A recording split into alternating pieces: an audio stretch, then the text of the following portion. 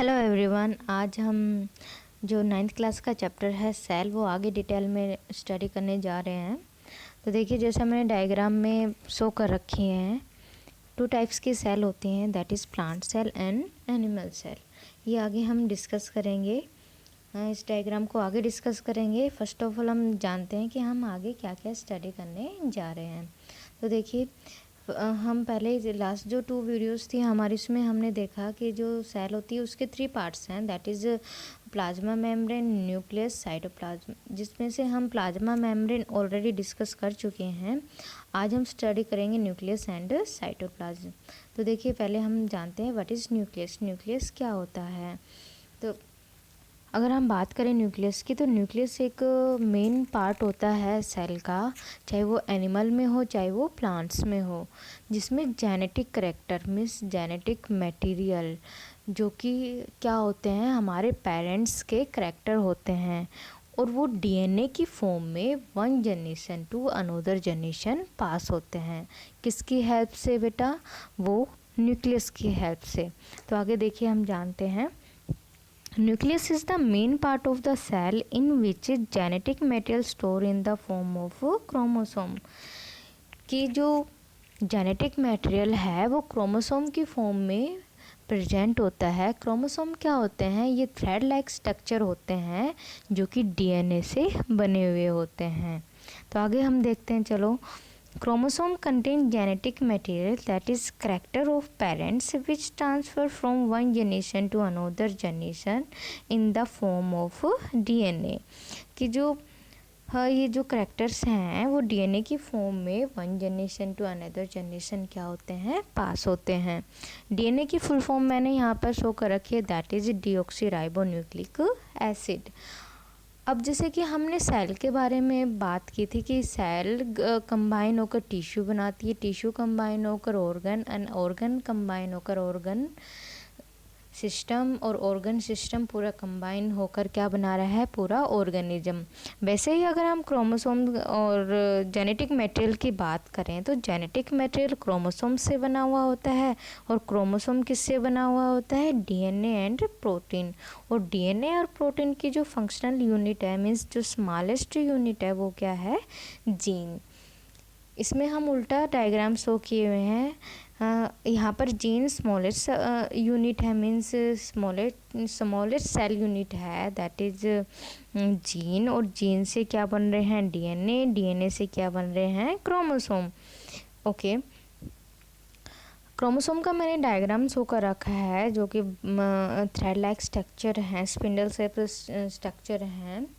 ये generation to generation क्या होते हैं? पास होते हैं। तो चलिए आगे हम देखते हैं। जो डीएनए मॉलिक्यूल्स है वो क्या कर रहा है? जो DNA molecules contain information which help in constructing and organising cell. कि जो डीएनए मॉलिक्यूल्स हैं वो सेल को बनने में और उसको ऑर्गेनाइज करने में क्या कर रहे हैं? हेल्प कर रहे हैं। When cell which is not divide, means अगर कोई सेल है वो रेस्ट कंडीशन में है, मीन्स डिवाइड नहीं हो रही है, तो then DNA is present as a part of chromatin material. कि जो डीएनए होता है वो एक क्रोमेटिन मटेरियल का एक पार्ट होता है, मीन्स वो एक कंडेंस पार्ट नहीं होता है, वो एक स्कैटर्ड फॉर्म में, मतलब बिखरे हुए फॉर्म में प्रेजेंट होता है, जिसको हमने क्या बोला है? Chromatin material. When cell is about to divide, then chromatin material get organized into chromosome। और जैसे ही सेल डिवाइड होना स्टार्ट होती है तो ये जो क्रोमेटिन मटेरियल है, मीन्स जो स्कैटर्ड फॉर्म में डीएनए और क्रोमोसोम्स जो बिखरे हुए होते हैं वो इकट्ठे होकर एक क्रोमोसोम का शेप ले लेते हैं, और जो आगे सेल से सेल क्या होते हैं? पास होते हैं। तो देखिए, अगर मैं डायग्राम की बात करूँ तो इसमें आप देख रहे हैं एक न्यूक्लियस है। न्यूक्लियस के चारों तरफ एक न्यूक्लियर मेम्ब्रेन है जो कि डबल लेयर्ड है, और उसमें क्रोमेटिन मटेरियल है जो कि बिखरे हुए उसमें है, थ्रेड लाइक स्ट्रक्चर हैं जो बिखरे हुए हैं, स्कैटर्ड फॉर्म में हैं। और ये किस लिए हैं? क्योंकि जो सेल है वो रेस्ट कंडीशन में है, मीन्स वो डिवाइड नहीं हो रही है। आगे जब वो डिवाइड होना स्टार्ट होती है तो ये जो क्रोमेटिन मटेरियल होते हैं वो इकट्ठे हो जाते हैं और क्रोमोसोम में ट्रांसफ़र हो जाते हैं।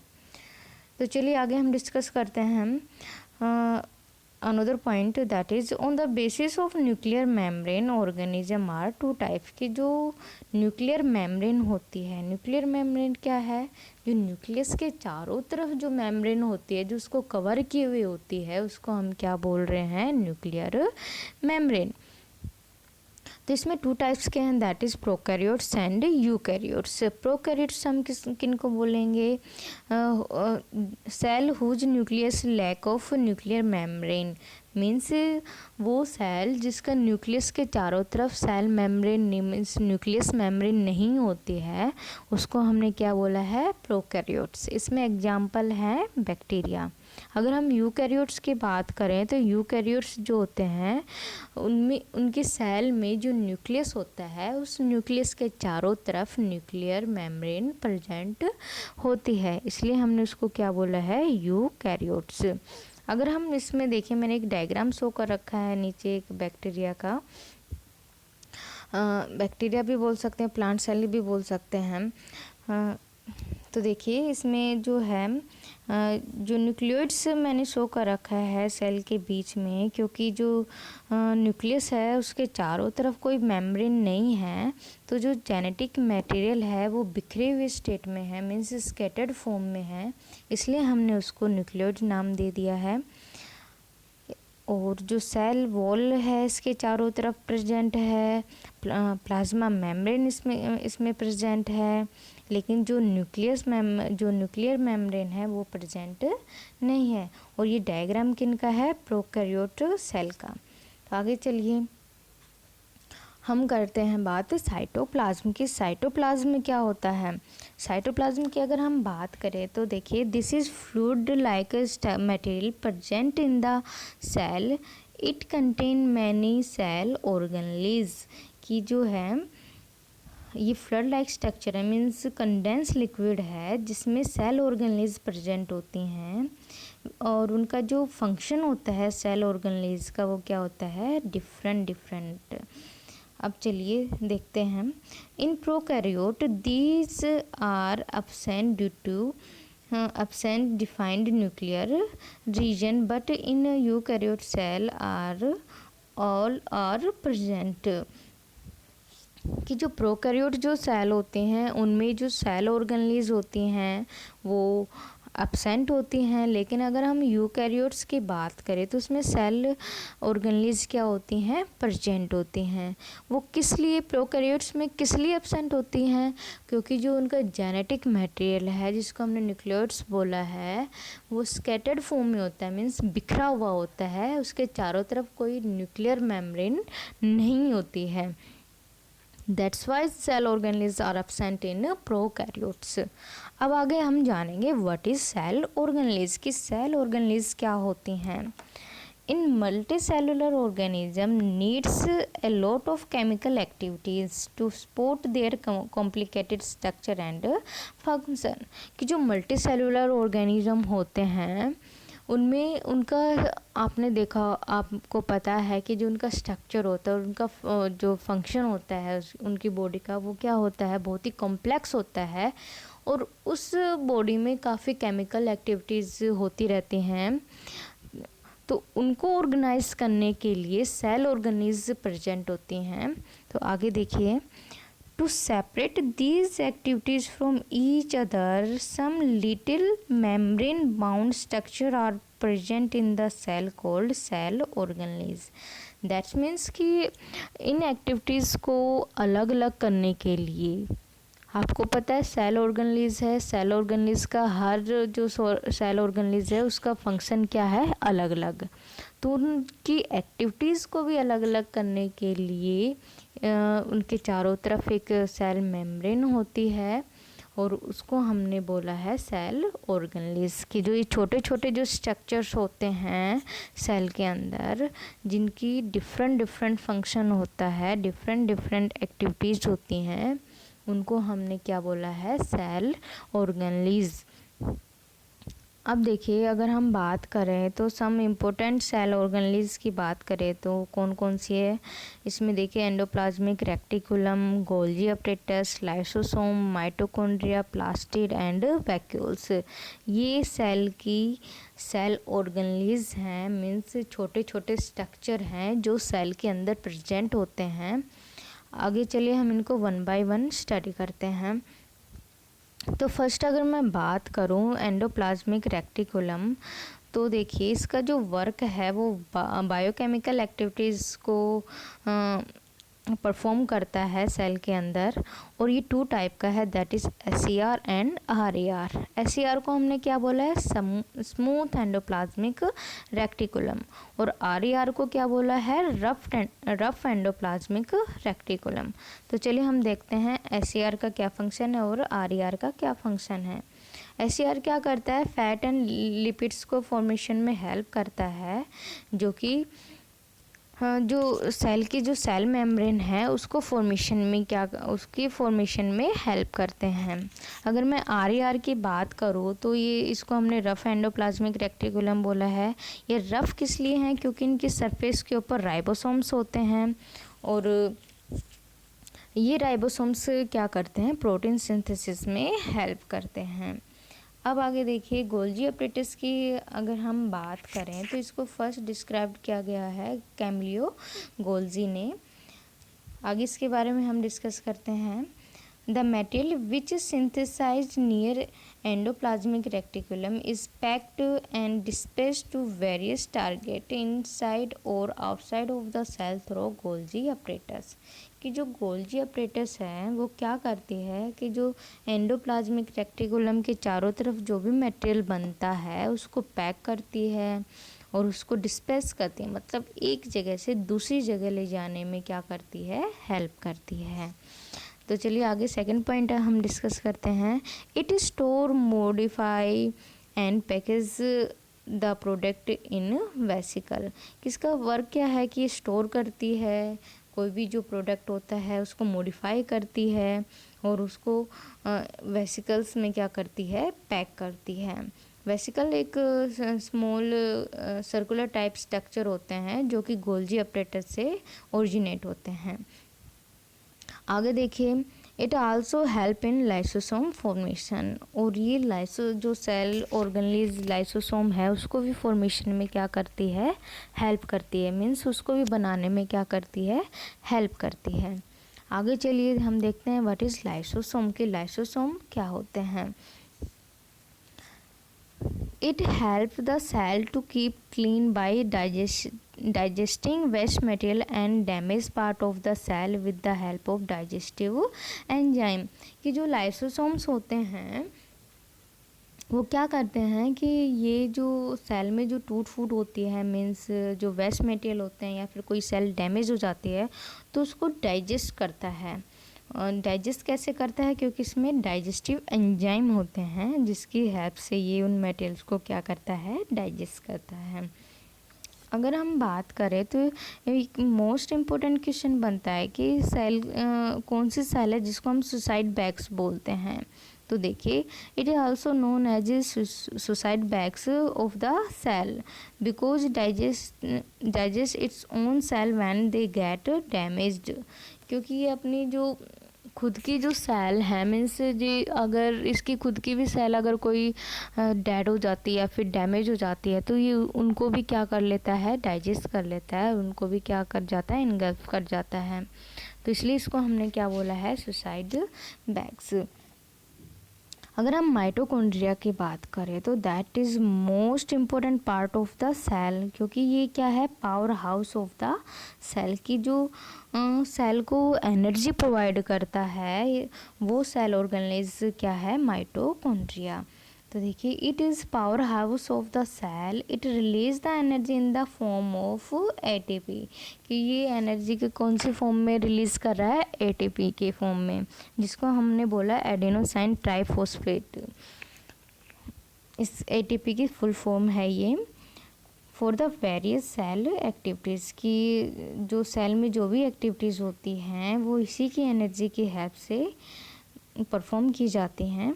अब आगे देखिए इसका second point, it has own DNA and ribosome by which it make its own protein. इसमें जो माइटोकॉन्ड्रिया है इसका खुद का डीएनए होता है, खुद का राइबोसोम्स होते हैं जो कि प्रोटीन फॉर्मेशन में क्या करते हैं, हेल्प करते हैं इसकी। आगे हम बात करें तो प्लास्टिड्स की अगर हम बात करें तो ये सिर्फ प्लांट्स में प्रेजेंट होते हैं। It is present in plant. It has 2 types की। कितने टाइप के होते हैं तो देखिए 2 टाइप्स के हैं, that is chromoplast and second one leucoplast. तो देखिए क्रोमोप्लास्ट के बारे में अगर हम बात करें तो ये कलर्ड प्लास्टिड होते हैं, और plastid that contain green pigment that is chlorophyll non chloroplast, कि वो प्लास्टिड जिसमें ग्रीन पिगमेंट होता है जिसको हम क्लोरोफिल बोलते हैं, वो स्टोर होता है, उसको उस प्लास्टिड को हम क्या बोलते हैं, क्लोरोप्लास्ट। और क्लोरोप्लास्ट को हम किचन ऑफ द सेल भी बोलते हैं, क्योंकि जो फोटोसिंथेसिस जो प्रोसेस होती है वो इसी के अंदर होती है। और आपको पता है कि प्लास्टिड ओनली प्लांट्स में ही प्रेजेंट होते हैं, तो फोटोसिंथेसिस भी किस में होती है, ओनली प्लांट्स में। अब देखिए ल्यूकोप्लास्ट की बात करें तो ये वाइट पार्ट होता है, और इसका फंक्शन क्या होता है, ओनली स्टोरेज का, कि कोई भी प्रोडक्ट अगर बनता है ये उसको क्या करता है, स्टोर करता है। तो चलिए आगे हम देखते हैं what is vacuole. Vacuole means कोई स्पेस सेल में, मतलब लार्ज स्केल में, ये स्मॉल में भी हो सकता है और ये लार्ज में भी हो सकता है। अगर हम एनिमल्स की बात करें तो एनिमल्स में वैक्यूल स्मॉल होता है, और प्लांट्स में अगर हम बात करें तो प्लांट्स में वैक्यूल लार्ज होता है। तो देखिए it is storage sac for solid और लिक्विड इम्पोर्टेंट सब्सटेंस, की एक सैक है मतलब एक बैग टाइप स्ट्रक्चर होते हैं जो कि सॉलिड और लिक्विड जो मटेरियल होते हैं, सब्सटेंस जो होते हैं, इम्पोर्टेंट सब्सटेंस जो होते हैं उनको स्टोर करने में क्या करते हैं, हेल्प करते हैं। अब देखिए it is large in the plant cell and small in animal cell, कि जो प्लांट सेल में क्या होते हैं, लार्ज होते हैं, और एनिमल्स में क्या होते हैं, small. It store amino acid, sugar, organic acid and protein in the plant cell, कि ये जो है ये जो मटेरियल्स हैं like amino acid, sugar, organic acid, इनको सबको क्या कर रहा है, स्टोर कर रहा है। अगर हम प्लांट सेल की बात करें तो ये जो वैक्यूल्स है उनको टर्जिडिटी एंड रिजिडिटी प्रोवाइड करते हैं, कि रफ एंड टफनेस इसको प्रोवाइड करते हैं। अब देखिए in some unicellular organism it helps expelling excess water and waste material, की जो यूनिसेलुलर ऑर्गेनिज्म होते हैं उनमें जो वेस्ट मटेरियल होता है या फिर एक्स्ट्रा लार्ज क्वांटिटी में कोई वाटर होता है तो उसको सेल से एक्सपेल करने में, मीन्स बाहर निकालने में भी क्या करते हैं, हेल्प करते हैं।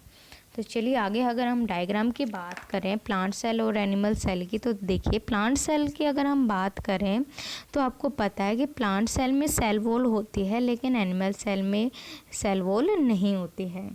अगर हम सेल मेम्ब्रेन की बात करें तो सेल मेम्ब्रेन दोनों में ही प्रेजेंट होती है। साइटोप्लाज्म की बात करें तो साइटोप्लाज्म भी दोनों सेल में प्रेजेंट होते हैं। वैक्यूल की अगर मैं बात करूँ तो वैक्यूल एनिमल सेल में तो स्मॉल होता है और प्लांट सेल में क्या होता है, लार्ज। अब न्यूक्लियस है, न्यूक्लियस दोनों में प्रेजेंट होता है, लेकिन न्यूक्लियर मेम्ब्रेन किसी किसी में होती है जो जिसको हम यूकैरियोट्स बोलते हैं। अब देखिए इसमें न्यूक्लियोलस है जिसमें क्या है, जेनेटिक मटेरियल क्या है, स्टोर है। अगर हम क्लोरोप्लास्ट की बात करें तो क्लोरोप्लास्ट ओनली प्लांट सेल में प्रेजेंट होता है, एनिमल सेल में प्रेजेंट नहीं होता है। एंडोप्लाज्मिक रेक्टिकुलम की बात करें तो वो दोनों सेल में प्रेजेंट होते हैं। माइटोकॉन्ड्रिया की बात करें तो दोनों सेल में प्रेजेंट होते हैं। गोल्जी अपरेटस की बात करें तो गोल्जी अपरेटस भी दोनों सेल में क्या होती है, प्रेजेंट होती है। अब एंडोप्लाज्मिक रेक्टिकुलम के हमने 2 पार्ट्स पढ़े थे जो कि स्टडी किए थे, that is smooth endoplasmic reticulum और एक क्या है, रफ एंडोप्लाज्मिक रेक्टिकुलम। अगर हम रफ एंडोप्लाज्मिक रेक्टिकुलम की बात करें तो रफ एंडोप्लाज्मिक रेक्टिकुलम के ऊपर क्या होते थे, राइबोसोम, जो कि आपको दिख रहे हैं, ये जो डॉट डॉट जो ब्लैक कलर के जो डॉट्स हैं दोनों सेल में, ये क्या है, राइबोसोम्स, जो कि प्रोटीन फॉर्मेशन में क्या करते हैं, हेल्प करते हैं। अब ये जो ब्लैक कलर के जो छोटे छोटे सर्कल आपको दिख रहे हैं जिनको हमने क्या बोला है, लाइसोसोम। और ये लाइसोसोम क्या करते हैं, जो सेल में जो वेस्ट जो मटेरियल होता है उनको डाइजेस्ट करने में क्या करते हैं, हेल्प करते हैं हम। ये कैसे करते हैं, क्योंकि इनमें क्या होते हैं, डाइजेस्टिव एंजाइम। और ये कोई भी अगर सेल डेड होती है तो ये रप्चर हो जाते हैं, मतलब फट जाते हैं, और इनसे एक डाइजेस्टिव एंजाइम सीक्रेट होता है, और वो डाइजेस्टिव एंजाइम की हेल्प से ये उस सेल को क्या कर लेते हैं, डाइजेस्ट कर लेते हैं। तो ये देखिए दोनों सेल हैं, that is plant cell and animal cell. आगे हम कुछ इंपॉर्टेंट क्वेश्चंस की बात करेंगे। तो देखिए फर्स्ट क्वेश्चन मैंने आपको शो कर रखा है, that is state the difference between plant cell and animal cell. And second इसका क्वेश्चन ये भी बन सकता है कि उनके डायग्राम भी बनाइए। तो ये जो है मोस्ट इम्पोर्टेंट क्वेश्चन है। अगर सेकंड क्वेश्चन की बात करूँ तो देखिए what is meant by prokaryotes and eukaryote organism. ये भी एक डिफरेंस आपको इस चैप्टर से पूछा जा सकता है। थर्ड है जो व्हाट इज़ ऑस्मोसिस, कि ऑस्मोसिस प्रोसेस क्या होती है। फोर्थ जो क्वेश्चन है वो है which cell organ is known as power house of the cell and why, कि कौन सी सेल ऑर्गेनलिज है जो कि power house of the cell बोली जाती है और उसको क्यों ऐसा बोला जाता है। अगर हम फिफ्थ क्वेश्चन की बात करें तो इसमें दे रखा है how does N amoeba obtain its food, की जो अमीबा है वो अपना खाना कैसे ऑब्टेन करता है। तो ये इस चैप्टर के मोस्ट इम्पोर्टेंट क्वेश्चंस हैं। ओके ये चैप्टर आपका कंप्लीट हो चुका है। Okay, thank you. Subscribe the channel and share it.